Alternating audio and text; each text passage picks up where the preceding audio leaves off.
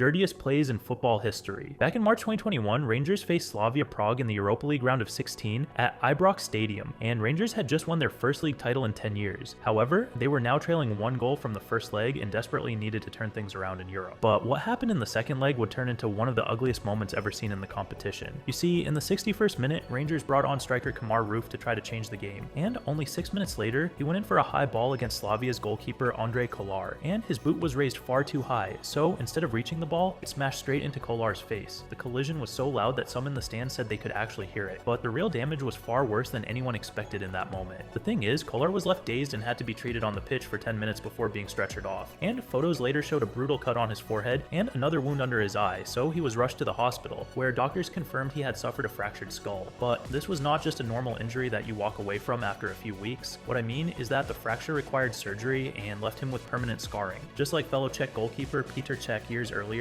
Kolar now had to wear protective headgear for the rest of his career, and even when he eventually healed, doctors warned him the scar would probably stay forever. But the craziest part is how quickly he came back. As it turns out, only 3 weeks later he was cleared to return and played against Arsenal in the Europa League quarterfinal while wearing a protective reinforced helmet, so even Arsenal players showed respect by not challenging him too hard. But the truth is, that night in Glasgow had already changed his career forever, as Roof was banned for 4 European matches, and the incident is still remembered as one of the dirtiest plays in football history.